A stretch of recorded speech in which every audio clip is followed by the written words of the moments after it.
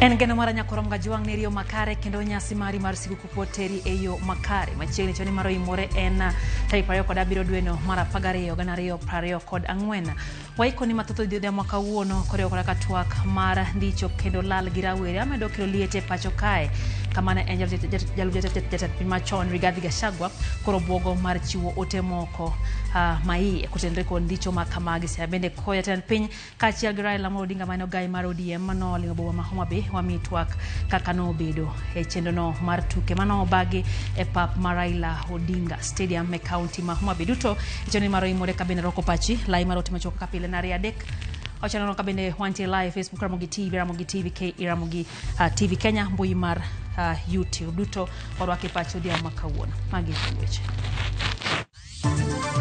Is a building in Nairobi, the 21st floor, in the city center, where this unit is operating from. Your guess is as good as mine as to who is the commander. Jalup jatend piny machon Rigathi Gachagua yango ni jatend piny Kenya emane giduoko e obila mandhiyo kendo lal gi oganda jo Kenya. They give us our fellow young men. In the next 2 days, come in their large numbers. Monday next week. Riwruoge makedo ne ratich oganda obogo bago ng'anyo jibo manyien e sama jodak ma Embu ng'anyo ka gidwaro mondo mi jago manondhi owe thuolo. Koro nigoe kaneno to ne en gima lit ne chunya ahinya ka ng'ama pod tin. E sigana makende kawuono jago moro mane odongo koneno ka jonyuol ne dhaw miyowa sigana kaka lweny noserocho ngimane koduong'.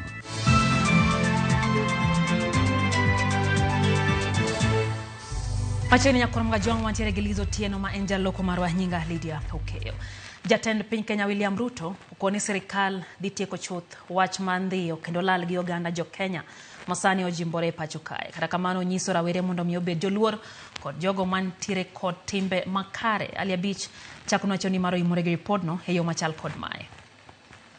Kuom thuolo mokwongo jatend piny Kenya William Ruto ogodhoge piny e wach ndhiyo kod lal gi oganda masani kodwa jimbore pacho ka okone sirikal dhi tieko wach mandhiyo kendo lal gi oganda mondo rowere obed kod kwe. Jatend piny mane loso e finals mag tuke mag annual tournament mane obagi e alap tuke mar Raila Odinga e boma ma Homa Bay bende ne okone rowere pacho ka mondo obed joluor kod ji mane kare ka gikonyo gero piny Kenya. Mimi nataka niwaulize vijana wa Kenya, sisi wote tunataka kutembea pamoja. Nataka niulize wazazi, kila mzazi tafadhali, hawa watoto ni baraka kwetu tumepatiwa na Mwenyezi Mungu.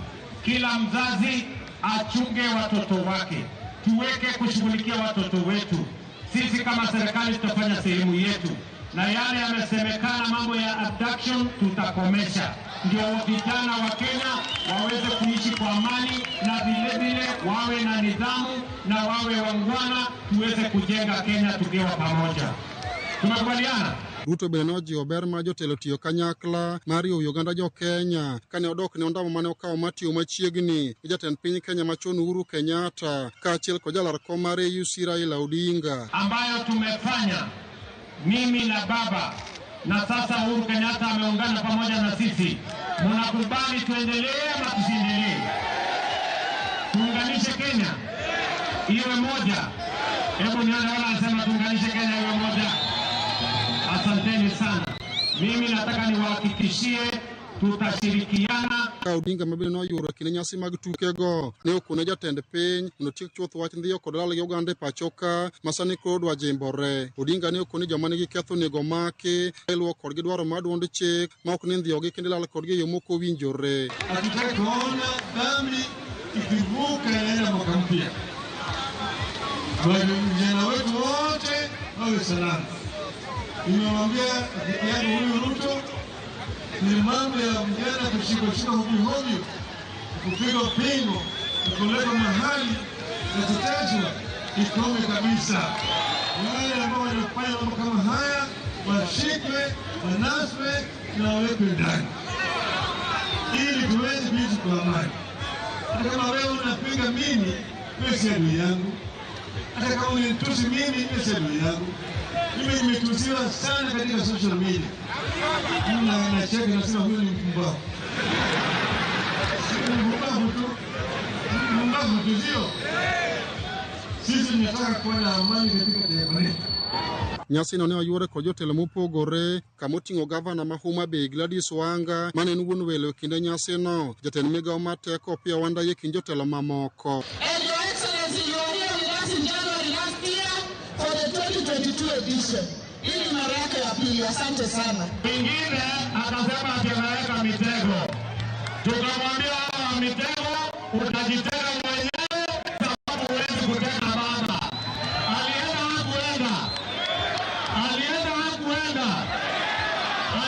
hakuenda. Alijitega hakujitega. Sasa umesema baba aenda AU. Alia Beach, Ramogi TV, Homa Bay. Jalo jatend piny machon Rigathi Gachagua yango ni nitiere kweth moyiedhi mar obila ma osebedo kalal kod rawere makwedo sirikal e mbui. Gachagua osingo mar yango tend kweth obila ma kamano kowacho ni jatend piny Kenya William Ruto nyaka koro kaw ting' mar lal mar jopiny. Aka jafwambo marwa mar siasa Chris Owino lerono, Gachagua wacho ni ling' mar Ruto yango ni sirikal ong'eyo kata tiyo kanyakla kod jogo ma osebedo kalal gi jopiny. Ndalo adek kende bang' jatend duond bura mar Kenya Martha Karua wacho ni tiere kweth moyiedhi mar obila monywando obila mag piny Uganda kod Burundi ma osebedo kalal kod jopiny e pacho kae. Jalup jatend piny machon Rigathi Gachagua bende osiro lwedo weche makamago. Iduol motegno ka duond Johana Jabatiso e thim kanyiso oganda jo Kristo mondo olos yone jawar. Gachagua bende oloso e dalane ma Wamunyoro e kaunti ma Nyeri ka owacho ni tiere kweth moyiedhi mar bende osingo mabiro chuo ler e wi tend kwethno e ndalo machuok mabiro. The abduction squad has select people, mostly from Ruto's ethnic group, a few others, and they're both from military and police, foreigners from Uganda, from Burundi, and God knows what other countries. And their command is outside of the police force. So it's only William Ruto who can tell us, because the buck stops with him. The admission by the Inspector General of Police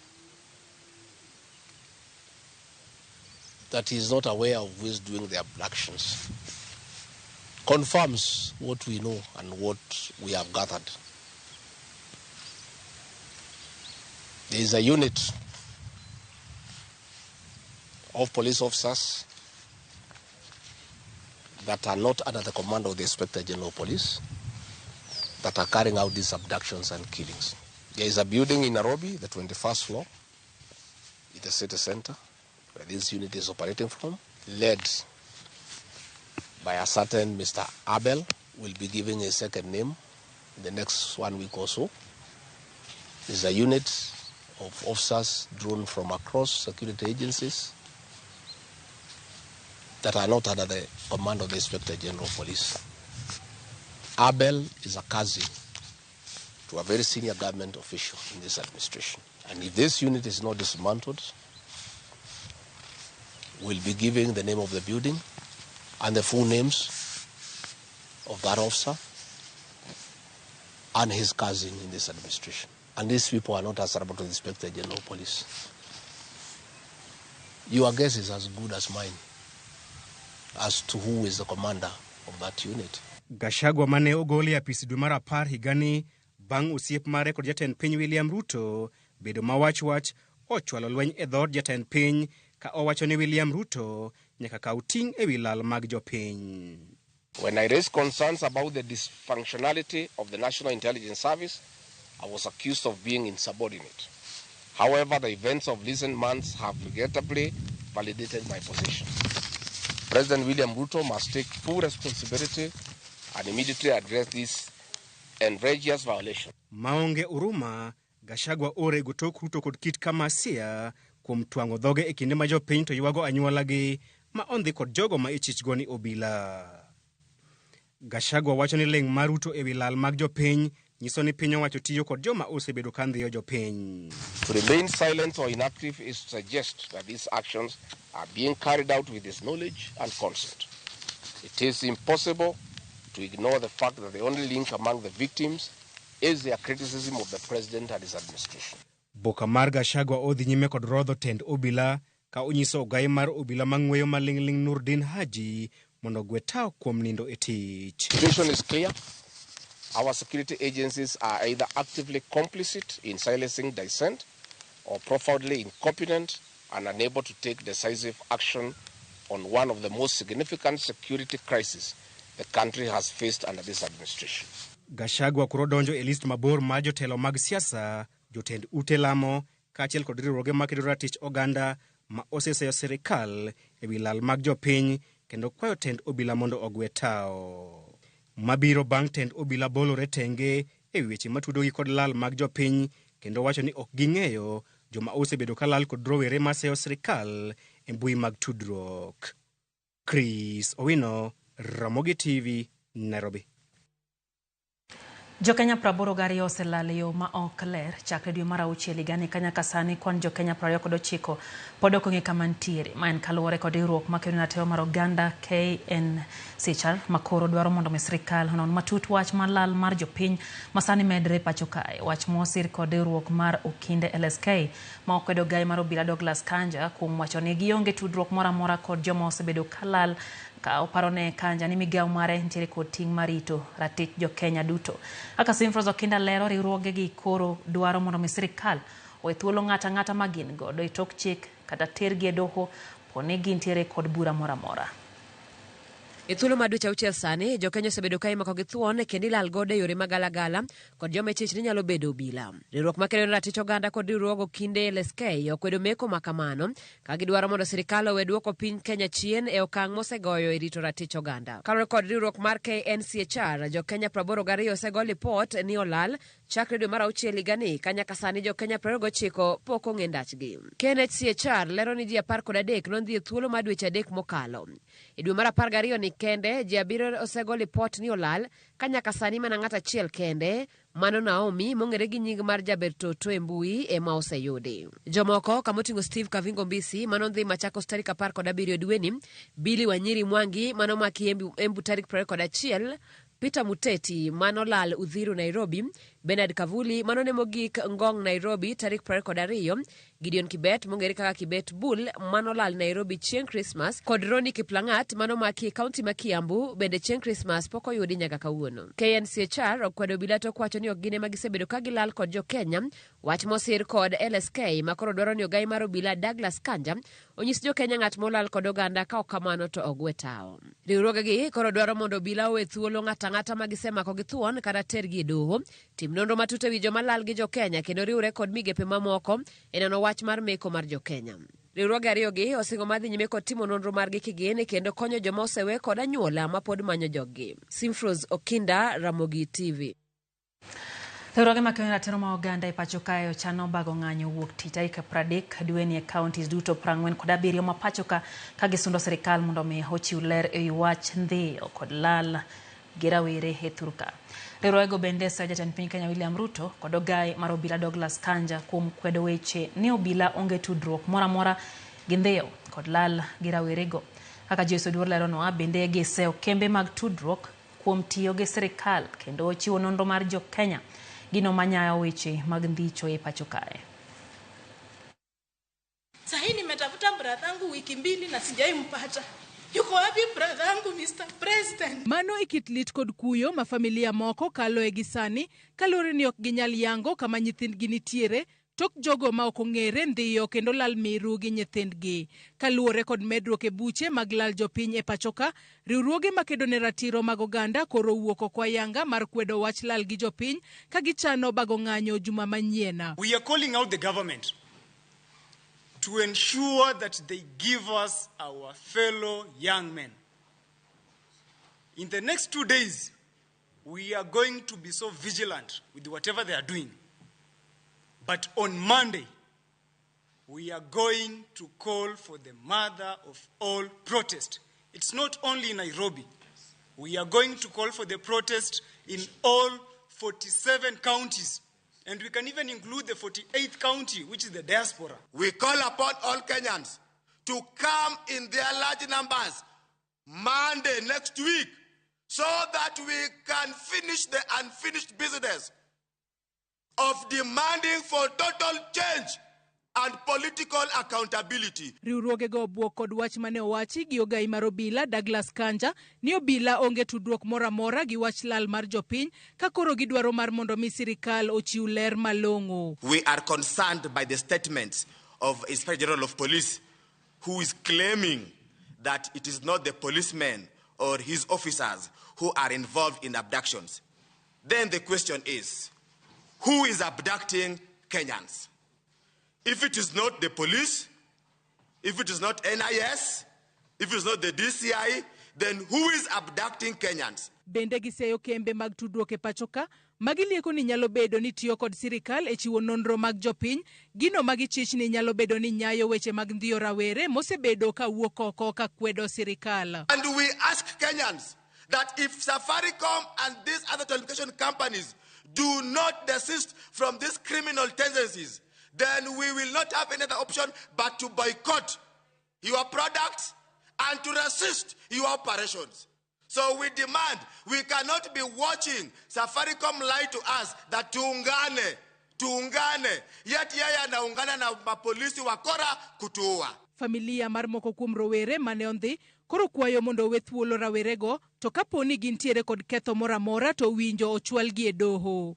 The families are pleading with the state and government of President William Ruto to return back their children and brothers, and if they suspect them of any crime, to arraign them in court. Brother mali ameshikwa. Naomba achiliwe. Ni mtoto mdogo, hata sijui kwa nini alichukuliwa na watu ambao hawajulikani. Sasa hata bado hatujainjua yuko wapi, simu yake ni mteja. Riwruoge makeno ne ratiro mag oganda koro yango ni Jo-Kenya 93 oselal chakre dwe mar auchiel higani ka dwe ni mar 12 Jo-Kenya 13 oselala. We have a record of more than 93 Kenyans who have been abducted since June 2024.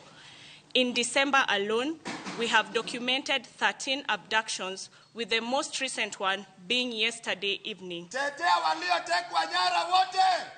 their names. Joyce Odura, Ramogi TV, Nairobi. Say their names. Dakika napaga uchiel bang' saa 3 mar otieno neno ka Phil Kosuda wacho ni jatend piny ogwe tao mapiyo ka jopiny lal to giling'. Ken Msafi wacho ni embe entiere kod wechendo gi mingi Morin Nyalenge gi wuon gi bende Joseph Nyalenga entiere Nakuru. Meno bende kanyo ote mar Faith Mzomo mwalimu kantiere Bondo wacho ni noyo makare mora hinya gi chendo ni maro imore kaeto dadi Wood Samson wacho no wuoka Gema Barkalari wacho ni gin gi minode kata mano bila ong'eyo maber kama jok molal nitie kendo dwaro mar jopiny ni mondo golgi mano pache kaeto bende aneno ote mar Opija Jachuma wacho kanyo ni entie Nyamasaria gi minode ma Brighton gi jo Kisumu duto kaw mos mage. Nendo bende kanyo kama Kokumu Junior to wacho kacha ni weche gichopo ne kata kamano abduction gin timbe maricho kendo tie mag agoko machon ma ok onego bed ni timore sani. Wacho ni ok onego timre to onge nonro ma sirikal nyalo timo nikech sirikal hemotele mano pache en bende. No bende Becky Regi wacho no ya Sumbi Game. Lal mag jopiny onego ng'i maler oganda Jo-Kenya ol. Manolo Nyango wacho ni entie Marsabit kaeto bende no kanyo ka Odeka wacho ni Uasin Gishu weche gichopo ne e yo makare mora hinya gi chenro. Kaeto bende aneno kanyo ka Isaac Otieno wacho kanyo ni omor kaka jatend piny oero Joma Bay kaka olemo wasate mano nyiso chenro mag dongruok.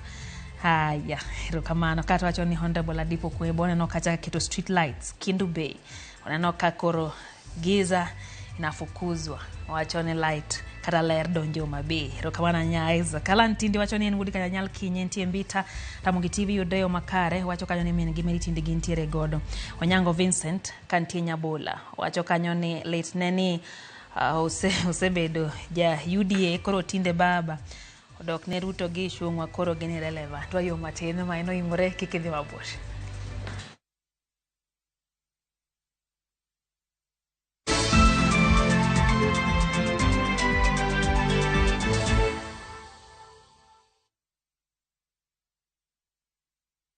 Looking for thrills? Experience the excitement of gaming with Pata Pata. Play, win, repeat. Cheza games kali kama Vieta, Linko na Mines kwa platform yetu mpya. Sign up now and get up to 200% Karibu bonus on your first deposit to kickstart your winning streak. Feel the adrenaline as you play and win on Kenya's most exciting platform. Ni rahisi. Register, play, and experience the thrill of every win.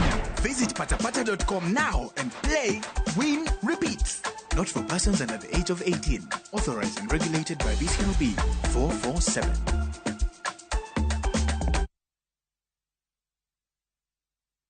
Crazy Moments ni kumake memories za nguvu, kueneza furaha, kushirikiana na familia na marafiki na kuinuana. Crazy Moments ni kuja pamoja, kujuliana hali na kumake memories. Equity iko hapa kujenga hizi moments za Crazy. Tuma pesa from Equity to Equity for free. Lipa kwa Equity Till au na Equity card yoyote for free. Cha kupendeza zaidi, tuko na deals moto za kuchangamsha Christmas yako. Isitoshe, ukikwama, tunakusort na Easy Loan ama upate boostika. Tujenge Crazy Moments na Equity. A Merry Christmas and a Happy New Year from Equity.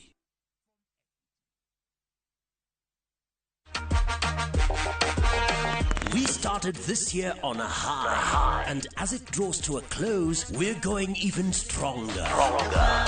Let's make your year-end unforgettable.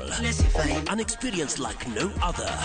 Featuring electrifying performances from Size 8, Sounds of Worship, Lillian Jairo, David Wonder, Fred Omondi, Edith Wairimu, Sanino Bless, and more. Plus, join our incredible gospel hosting teams, Rauka's Joyce Omondi alongside Ken the DJ, Rurumuka's DJ Covenant alongside Bambika's Timeless Noel, Bambika's DJ Gigi alongside Rurumuka's Shiro Ann, Injili Carlos Ben alongside Rauka's Ken the DJ, DJ Gigi from Bambika alongside Injili Carlos Roda. Broadcast live on Citizen TV, Inoro TV and Ramogi TV, and streamed on Viusasa and Citizen Digital platforms. Mark your calendars and tune in to Vuke Mwaka in style.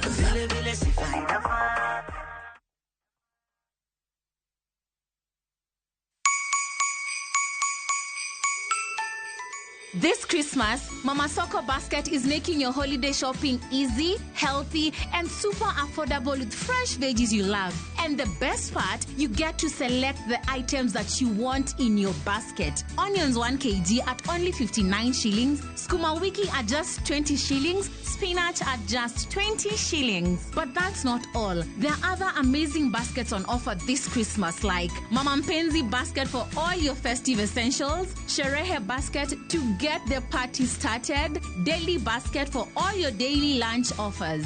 Dial *487*5# and select your items and buy straight from your phone. You'll get a code sent to your phone, then pick up your fresh goodies from any Quickmart supermarket near you. Super easy, fast, and so convenient.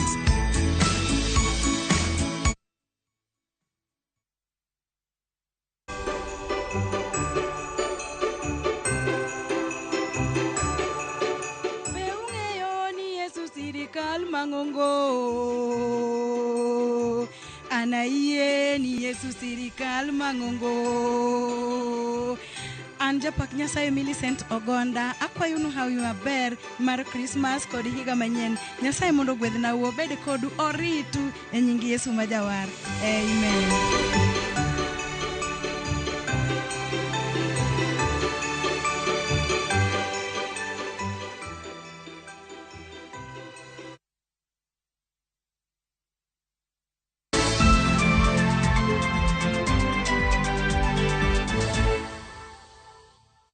Machiegni kendo nyakor mga jwang chenro ino imore wadhi mbele gi wech manyien. Jodak Maembu no bago ng'anyo mamuol mar sundo serikal kod obila mondo mi owe thuolo karo wethuolo rawera manyinge Billy Mwangi manondi kod Joma Pokoyangi kotane kod jaod bura mamanyata gi Tonga Makunji negi keto jatendo obila ma Embu West kod penjo matek mondo nyisgi kama rawera no nitiere gima gisetimo kaka obila mondo me giduoke pacho kaonge gimoro marach ma otime. Cynthia Onyango nigi ler. Ndicho mar oganda jo Kenya makinde ka kinde chalo ma ochopo ne jodak ma Embu e dandgi gino machalo mane ochunogi mondo gitim ng'anyo mamuol e chuny bomano ka gidwaro mondo rawera manyinge Billy Mwangi mondo we thuolo kod jogo mane ondhiye. Kuom thuolo mogwaro ohelni manitiere chuny bomani ne olor kendo moko kuomgi ochung' ka jodak ma mirima omako to ne omoko tael mar mtokni e chuny ndara kaka yorgi mar nyiso mirima magin go. Kanyakla ne gindemo nyaka e apis jatendo obila ma Embu West mane giketo e orindi maliet mondo nyisgi kama wuodgi nitiere. Hatuna maneno mengi. Tunataka ripoti kamili ya mahali Billy Mwangi yuko, alichukuliwa na nani na hako wapi. Kwa sababu sasa tumemaliza siku 5 kama tunajua kwa Giliet mar oganda ka oluore, obila ne owacho ni ne giseyudo lipot mar lal mar Billy to kaluore kod chal mar lal mare. Ne giweyo ne okwach kich mondo non dhicho mar rawera no. Sasa nikisema tuko na yeye hapa kwa sababu yenyewe ni watu wetu, hatungekuwa tunaweza kumweka hapa na wale watu wamemchukua hatuwajui. Gitonga Mukunji ne omiyo obila seche 24 mondo chiw rawera no kaonge kod hinyruok moro amora e dendi. Kama anaitwa Billy Mwangi akiwa hai na hajaguzwa na mtu. Gitonga Mukunji bende okwayo jodak ma Embu mondo kik ketha paya kata mwandu mag johala e yo moro amora e kinde magitimo ng'anyo makamano ka oparonegi ni dwaro margi maduong' en yudo wuodgi ka ngima. Hakuna kuharibu barabara, hakuna kuharibu mali ya watu. Ndio tunataka kama ni maandamano ifanywe ya amani. Ile haki tunatafuta ni haki ya Billy Mwangi. Cynthia Onyango, Ramogi TV. Attorney General Dorcas Oduorno bago thieth maonge chudo mar ndalario e skund primar Manina e Alego mano otimo kaka yorno mar goyo erokamano ne lemo manoyudo mar bedo Attorney General. Jopiny manoyudo thieth bende nondike e okumba mar Chief notene gi jotelo mopogore opogore nyaka jagoro mong'ere migawo mar arita Dr. Raymond Omolo kaka reporter mar Veronica Arugo leronwa.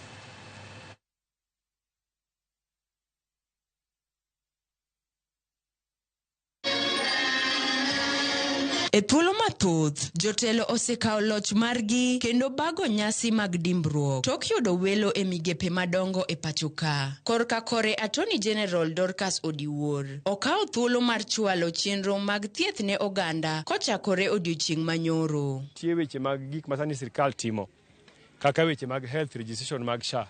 Jogo kiny biro kakendo gibiro konyo wa ji odonji gino ji mang'eny kaka sirkal dwaro.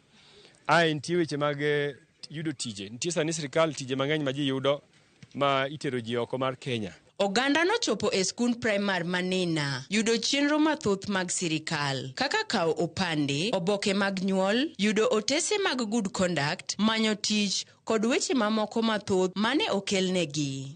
Wamor ahinya nikech service mana yudo kawuono en mar certificate mag good conduct kendo services mokel ka mag health girigo maru nyithindo kao ID, nyithindo kao birth certificate, jomoken kao marriage certificate. Kendo wamor ahinya nikech magi gik madhi konyo rowere, magi gik madhi konyo oganda, magi madhi konyo ojende ka gidhi manyo tich. E weche mag thieth, jatelo no oriwore gi nyawadgi. Eneno ni jo Alego Usonga ondikore ne okumba manyien mar thieth Chief kaachiel gi yudo thieth ne tuoche ma opogore. Services mokelo nwa beyo, achiel kuom gin magi medical camps, dhi maber, jotuoche ng'eny. Population ma jotuo wuok mang'eny molo ng'ata ng'ata kod population ma youth. Arrangement otim maber, kech wanwang'o ka area nitie experts matiye. Saka health services, wan gi x-ray, wan kod consultation rooms, kendo patients are being attended well. Chenro ni nosir kod jagoro mongirore e migawo mar arita, Raymond Omolo, ma bende nokwayo oganda mondo ondikre gi okumba manyien mar SHA. And the reason why all of us must register in Taifa Care is that when you are sick, if you go to a hospital, you will be able to get the medical attention that is required. You will be able to have the doctors attend to you. The hospitals will have the medicines that you need. Arogo Veronica, Ramogi TV. Piny koru ng'ato ng'ato wuok kendo manyo yore mag yudo kaka ginyalo goyo kang' e yore mag yuto. Peter Ouma Mondi mawuok Asembo Kochieng' e sub-county mar Rarieda kaachiel gi minode okawo pur kaka tijgi mapile. To ken mana pur kende, en pur machon ma gitiyo godo gi kodhi manyaluo. Jafo marwa Veronica Rogo nolimo gi Asembo kendo go kodgi mbaka e puothe kendo neno kaka pur manyaluo pod en gino madhi nyime thoth gwenge makono.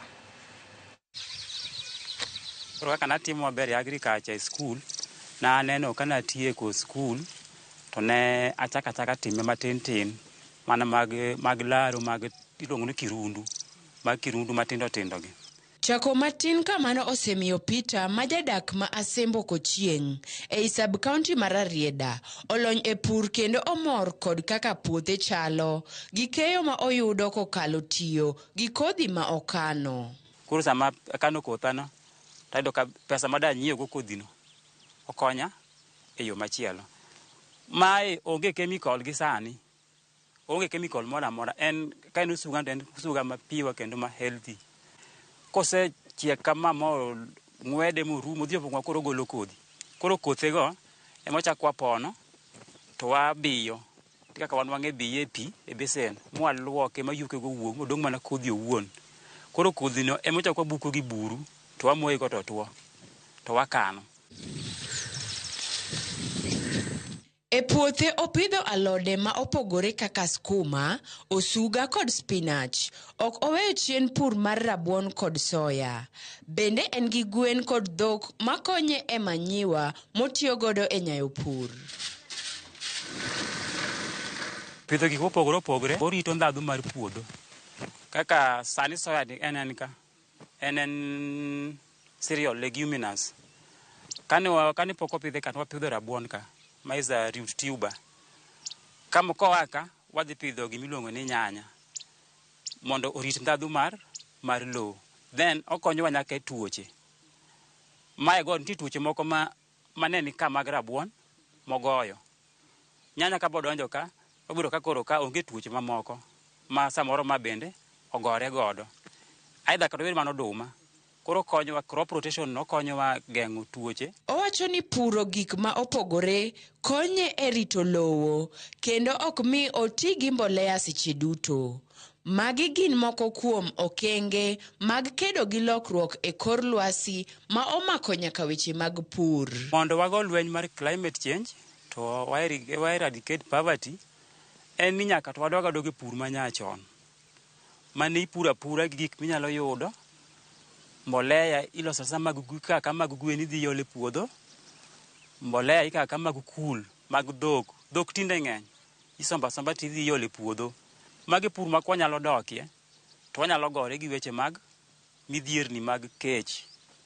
Wan gik moko kaka miwacho ni short term maturity gi long term maturity. Ok nyal pidho short term maturity te, nyaka kik gi long term maturity. Nitie moko ma withstand gi drought. Nitie moko ma ok withstand gi drought. Nyaka pidh gigi te. Pur makama osemiye ohala mathoth e ngimane gi mar joge. An kama adake kama nyiewo. Anyiewo gi pur. An ot madake agero gi pur. Nyasaye nomiya nyapolo. Ok an kenda. Nasetero gik moko mitero mamolgi. Pur emomiyo natero gigo. Mana gi pur achiel ni. Nyasaye omiya nyithindo. Nyithindo momiya anyuol ka dede. Nyithinda gi bende somo mana gi pur. First born na notimo form 4. Pod ago kode kwano monyalo timo to mana gi pur. Second born donjo form 3. Third born bende nie form 2. Odonjo form 2 sani. Jogi te. Pure matero gi mbele. E kinde ma piny go lweny lokruok e kuto mar kor lwasi, japur onego bed motang' kendo neno ni otiyo gi yore marito alwora e nyayo pith mare. Tiyo gi yore machon, kaachiel kod pidho cham mopogore opogore kanyakla e puodho, en yo achiel mar rito alwora kendo neno ni japur oyudo keyo mabup. Arogo Veronica, Ramogi TV, Rarieda. Sigana mag lwenje mag udi kod kit chwech osebedo moko kuom sigana makelo pek kod lit mathoth e chuny oganda ahinya to ne jogo mosekalo midhiero makama. Kuom kinde malach lwenjegi osebedo ka ineno ni hinyo joma mine kod joma chuo to wich wil kod pek ma nyithindo kadho e kinde ma jonyuol nitiere kod lweny e keny. Jafwambo marwa Cynthia miyowa sigana mar rawera manodong' e keny ma lweny nitiere kendo leronwa pek mar ngima mokadhoe.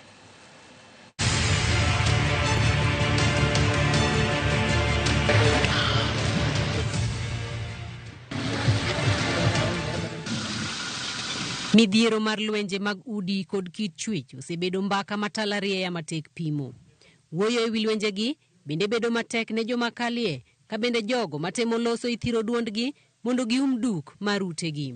Adhola no kopogore kod lit gi mbala ma oweyo ne ng'ama kalie, mbala machielo ma okiny losie en ma oweyo e ngima nyithindo ma odongo kaneno jonyuolgi kagoyore. Seche moko no nyalo biro kono mama ni ok adwa chamo alot, adwaro gima mit. To gima mit ni kata ka en omena kata ka en gweno ring'o, nokichiwo pesa mondo iwach no dhi onyiew go chiemo ni okel ang'o tedi. Kata ka ninyise ni adwa dhi skul idwaro pesa, to onyalo koni ni an sombi ok bi konya. Moses Okech ne ochoko chir mar pimonwa kaka lweny mane nitiere odgi ne oloko ngimane gi kaka ne odongo ka lweny no ne miye mirima kendo nomiyo thegore gi jowetene. Koro nigoye kaneno to ne en gima lit ne chunya ahinya ka ng'ama pod tin. Koro ambe seche moko mirima maki miwach ni to koro anang' natim nang'o. Kiyudo ka koko gi samoro ne timore ma kata jogweng' winjogi koni gi kocha. Imbe samoro no chwadi kata wang'i moro kuot no padi badi moro lit. To ka ging'i to ging'e ang'eya ni ng'ane to nyogo paro ni kadhi abedo kuma gintie to gibro nyiera. Kata paro mani koro kaneno gi to gibro mana go mbaka gima ne timore cha. Penjo en ni, en ang'o madhiga nyime pach nyathi e kinde ma oneno ka jonyuolne ni kod lweny? Debed ni wane ma baba wani ohera koko kata jonyuolwa gi ohero koko. To kuonde mamoko to kata kwa wuothe to kwa winj koko ni katimore. Imbe nyathi seche moko mirima nyalo maki, nyalo dhi kata ni dhi ywa baba koni mondo wego mama to imbe ang'o chako lokore kendo kodi kae. Okech medo ni lwenjegi bende ne miyo jirende kod osiepe ne ng'iyogi gi wang' ma opogore. Ka ng'ato neni seche moko kata kiwuotho to kochopo kuomi ni to gima biro biro kuome mokwongo oparo koko kata mano winjo ka nitiere dala kata chandruok mukale. Koro seche moko inyalo bedo ni iwuotho gi ji kata idwa na associate gi ji kanyakla tineno ka giweyi kendi idong' kendi. Nyathi ka en nyathi ma pod tin to neno ka chwanyruok nitie kinde koni gi janyuol. Seche moko nyalo bedo gi chuny mabor. Nyalo yudo no nyalo kata ringo moa dala kanyo kabisa nikech obedo gi luoro moro to ka mama mani timo ne kamacha. Tanto koro inyalo tim na machal nani nikech oneno ni mama ng'ama ng'ongo ma samoro ok onego bed ni ipade kata igweyi tiling' aling'a. Kata obedo ni Moses ne obedo achiel kuom jogo mane oneno lwenjegi ka odongo, owacho ni ma ne omiye mijing'o mar temo bedo ng'ama ber e tudruok mare gi jomoko. Jonyuol moko samoro nitie mosekawa kawa pachgi oketo ni an kokago koko to kanyal bedo maber. Kuom gik mane timore gi ne gin puonj ne an. Ne ang'iyo gi e yo moro ni to ere kaka wanyalo loko situation aina ni mondo obede maber matin kadhi mbele. Chuno ni nyakugo koko to onego ibigo koko ka nyathi onge kata no dhi sikul kata ka nyathi no osenindo. To kok kamano tembi nyalo puonje mondo otim kamano. Koro embe yudo ka chieng' moro kempo dongo to en odongo e dala mar koko, ng'eyo ni koko no e kaka ji dak. To mae nyalo kelo chandruok maduong' ahinya. Koro mokwongo ne jonyuol ka chwanyruok to bedo ga dak ok dhi ga straight line, nitiere tungni koni gi kocha. To weche iwacho ga ni gik moko te iloso gi wach. Unyalo bedo piny mukwaru ng'uono mulos weche gi ma weche bed maber ka nyithindo kong'eyo kata ni ne wachwanyore koni gi koni. Kata bed ni lweny ni ne omone yudo somo makare, nonyagore moyudo tiegruok kaka midusa. To kata kamano, kaluwore kod akweda mar ng'ol mare, yudo tich osebedo matek. Cynthia Onyango, Ramogi TV, Ngong, Kajiado County.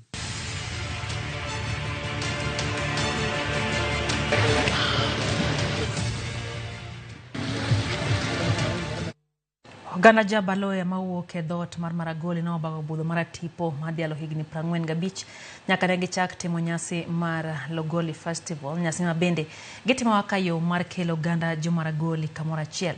Giwacho ni kata obedo ni Kenya nitiere gi dhoudi modhuro gi kuo gana jo Kenya mondo orwak kido gi timbe mag dhoudi mamoko, gino ma bende biro kelo ganda e piny mangima kanyakla. Kifo moro Line Tundi nigi ler. Kinde duto, oganda iyango kaluwore kod kiti gi timbegi. Ka oganda Baluya iyango gi goyo tenga mochuo chieng'.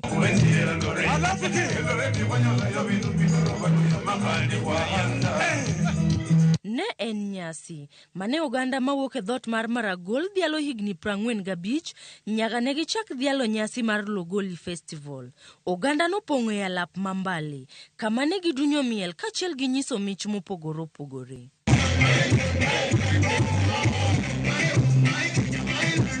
Giwacho ni kaka oganda mawuok e dhot mar Maragol sa oseromo mondo sirikan kaunti ma Vihiga osidh alap mambale kendo timne lokruok madhi kelo dongruok e alapno kama oting'o timo lokruok ne udi machal margi koro rach mokalo. This ground must be declared and gazetted. The resolution must come from the county assembly to move forward. Tumeona kila mwaka tunakuwa na Maragoli Cultural Festival, tunakuwa na Banyore Cultural Festival, tunakuwa na Hamisi na tunakuwa na Terik. Na sisi tumeona hii tukiendelea na hiyo mpangilio, tunaona sio mpangilio mzuri. Jotelo mochung' ne weche mag kido gi timbe owacho ni ok gibilinge kinde ma irocho ratich jomamine kendo gijiwo oganda mondo jiw telo mar jomamine pachuka. Gender equality, sisi kama cultural leaders hatungependa kuona ya kwamba akina mama wana dhulumiwa ama tuseme they are being discriminated.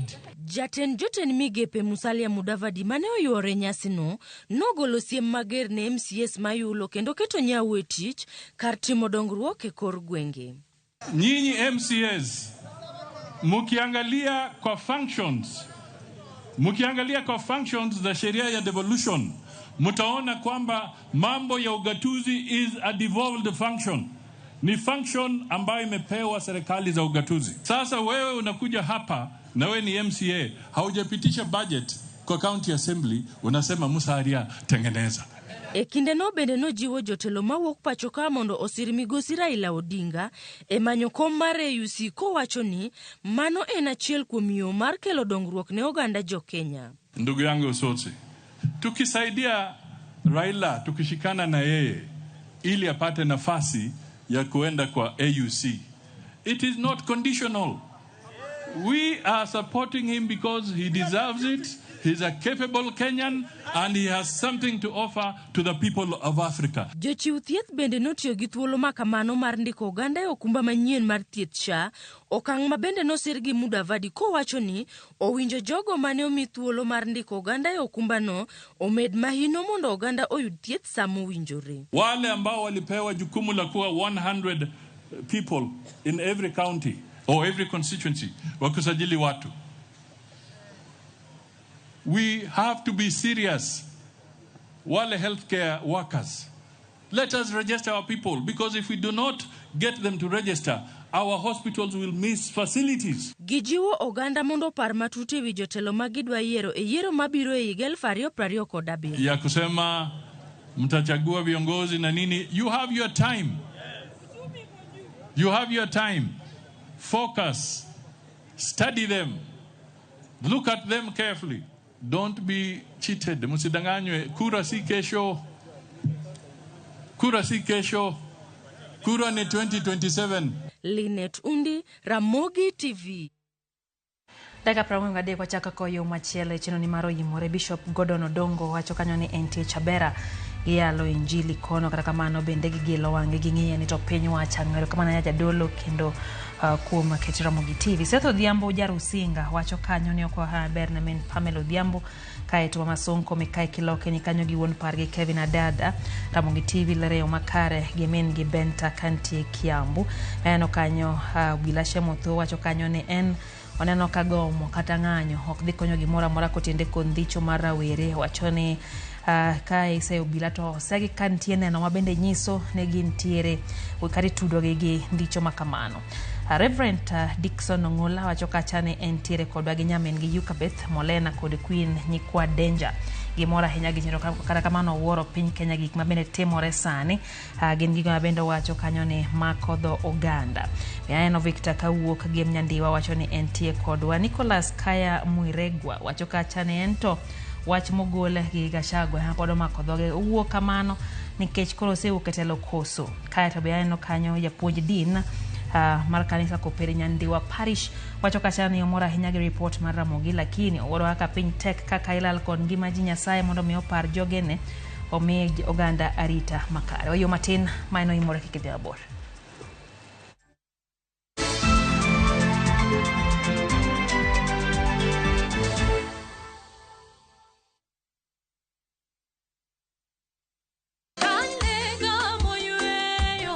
Fweny ngima maber e wach Nyasaye kanyakla gi wende majiwo chuny ahinya e Injili ngima.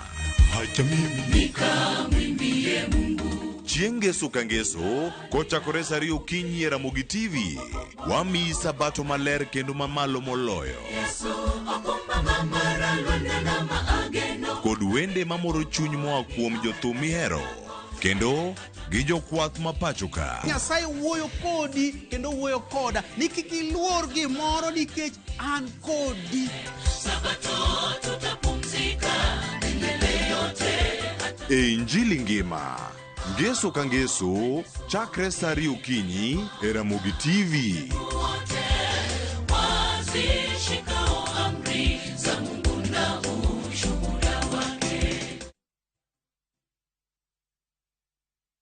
The Messiah, people of Israel are expecting, is about to be born. The prophet spoke of a king who would save the world. Look how big and bright that star is. It's a good star for he who knows how to read its sign. The shining of the star symbolized the birth of a new dawn, a new king. What's his name? His name is Jesus. It's impossible. I, Herod, am the king of Israel. This Christmas, stream the story of Jesus, the long-awaited Messiah, sent to the world to gain the way to spiritual happiness and to grace. Bless the Lord, for he has visited and redeemed his people. Enjoy these inspiring stories of Jesus, a kingdom without frontier, only on Viusasa.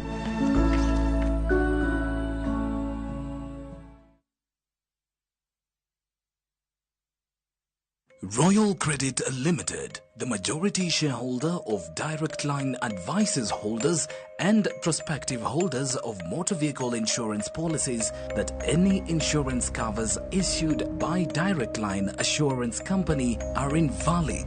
This is due to the illegal alteration of the company's CR12, imposing on Direct Line illegal shareholders and directors who are now running the company.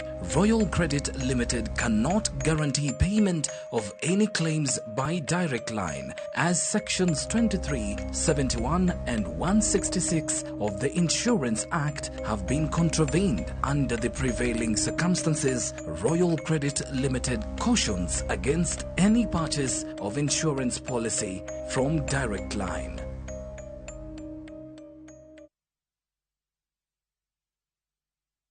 John Gilalai bin Bethlehem, Mumama ler wachonwa. Wod Maria Yesu Kristo, nonyuol chieng' Christmas. Mondo mi iyud wenda mar Wuod Mary kaka skiza tune mari, idio star 812 star 784 hash. Parie ni Ramogi TV e od jothumbe duto.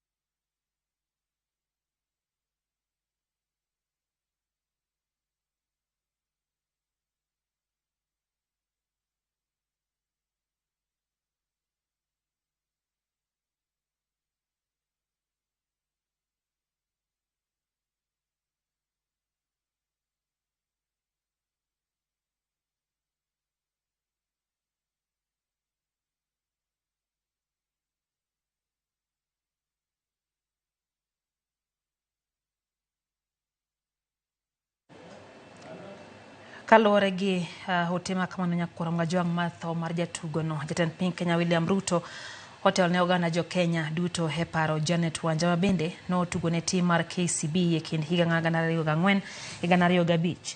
Ote mare olero ni Wanja mane jatugo ne nitiere kod mich gi luor kendo noting'o nying Kenya male tuke mag volleyball. Omedo ni otiyo matek mar konyo jotugo wetene. Jatend piny ochwalo kuyo ne familia mare kindeni mar kuyo kosingo ni chieng' moro achiel wabiro loyo tuo mar kansa.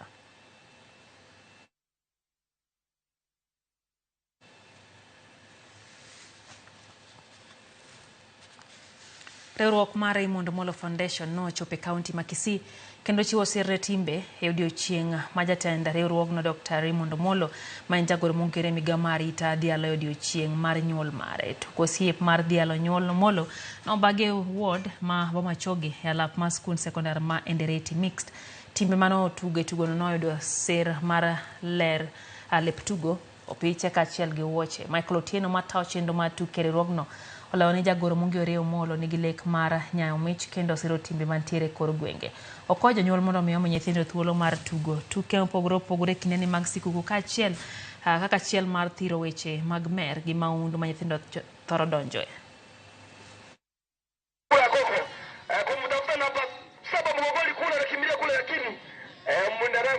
The people you see behind us are young people who are nurturing their talents in terms of football.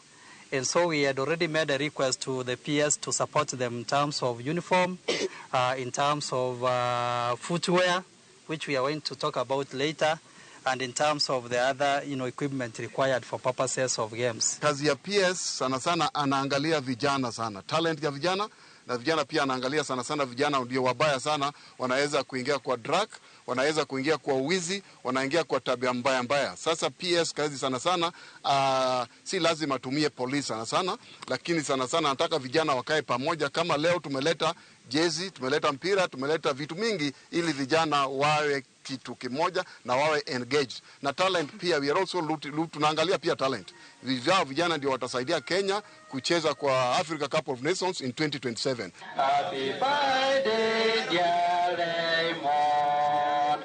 Happy birthday to you. Enigni pagadek sani nyaka ne chung chenro mag tuke pap Mombasa Municipal Stadium mar chiwo thuolo ne gedo mare rang'iny manyasani. Kata kamano pauno sani en mana gunda moyugno bang' jago manochiwne orak mar gero pauno ng'wel kendo weyo tich gi e kore. Kaka jafwambo marwa Mombasa Juja kolero maonge mar pauno manonyuolo jotugo maom gi lach ikoni medo mana thiro talanta mar adhula e kind rawere gi ng'a Mombasa.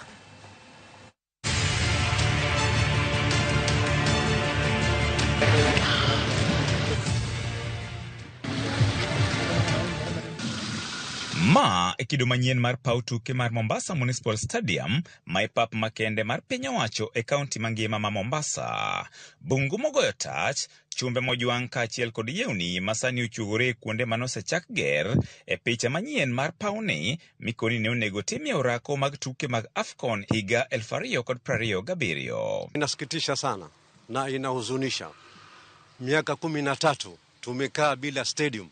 Hii ni aibu kubwa hasa kwa kaunti ya Mombasa. Hata leo utaona timu yetu ya Bandari inatuwakilisha, inaenda cheza kaunti nyingine ligi. Hii ni aibu kubwa. Hapo tulikuwa tushapoteza Shimanzi ground, tushapoteza Polisi ground, shafahamu, tushapoteza Tononoka ground. Sasa ikiwa viwanja vinne within the town center ya mji mkuu wa pili wa Mombasa wa Kenya yapoteza viwanja, wataraji sisi mpira itapanda kweli? Wakati nchi zote ulimwenguni za inga viwanja, sisi kwetu tutapoteza viwanja. Gedo mar pauni mikoni ne dhi muonyo omenda maromo shillings bilion 1.7 ne ochung' ka jago manomiyo orak weyo tich kaluwore gi onge mar omuom.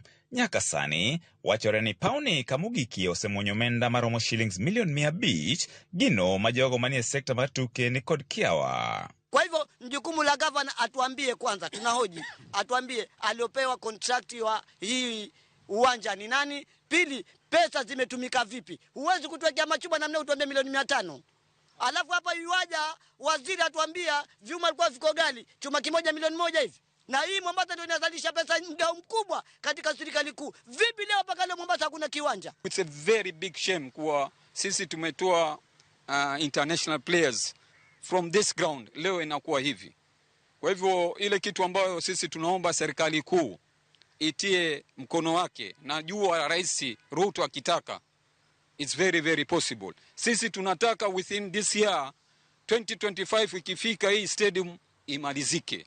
Jogo manie sekta mar tuke e kaunti ma Mombasa koni pauni ne utuge gi timbe madongo kaachiel kod jotugo masani ombgi lach. Luoro margi en ni timbe mag njore masani ojende donjore kaachiel kod wach tiyo gi yedhe mamero ji timore kaluwore gi onge mag pawe mag tugo makonyo galo ojende kendo jiwo talanta mekgi. Kanu ancheza hapa, Okocha ancheza hapa, Pele alikuwa hapa, mimi nawaona. North County walikuwa hapa, Norwich City walikuwa hapa, hii Bayer Leverkusen walikuwa hapa. Just imagine, alafu leo uwanja baada uendelee ujengwe uwe mzuri umekuwa hati sasa ndio yani kama msitu au mwitu. Hapa nafikiri bado pampungua wanyama tu, wakiwekwa wanyama watalii wengi watakuja kuangalia vitu hapa. Tangu hii stadium iwe hakuna, watoto wetu wengi wameathirika na mambo haya ya miadharati, mambo ya kula miongokaa, kwa sababu ilikuwa stadium inasaidia sana. Watoto wengi walikuwa akija hapa tunacheza mpira hapa kutoka asubuhi. Kata kamano, tend kaunti ma Mombasa ebo migao mar tuke koni gichano keto thenge omenda mar chiero gedo mar pauno hiko omenda manyien machakore dweni mar 7.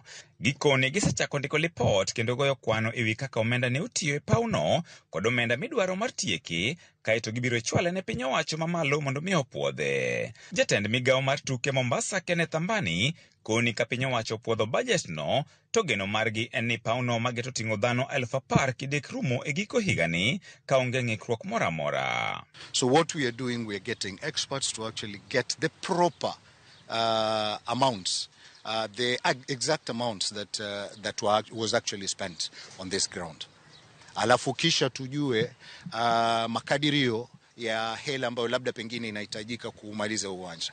So immediately tukimaliza mambo ya makaratasi na kuelewana na serikali kuu, na iwe makaratasi yote yamepata the approvals that they require, contractors wakishaingia hapa, nafikiri baada ya kama miezi 3-4, nafikiri baada ya miezi 3-4 tutakuwa tushamaliza. Lakini expectation yetu ili kwamba tusiwe kidogo na hamaki kuwa labda pengine hayajatimia. By the end of this year, I believe something will have been seen in this ground. E higa 2013, Mombasa ne otam thuolo mar bago tuke mag Sekafa kaluwore gi rach mar pauno, ka lek mar bago orako ne moko kuom timbe mabiro tugo tuke mag AFCON higa 2027 bende koro dhi kanimo nikech kwamo mar gedo no. Kata bang' muonyo omenda mohewo shillings milion 500, gedo mar pauni koro osekwamo e thuolo mar higni 13 mosekalo. Nyaka sani, jodak malworane onge kod geno kod ibiro lose koso oyo. George Aoko, Ramogi TV, Mombasa.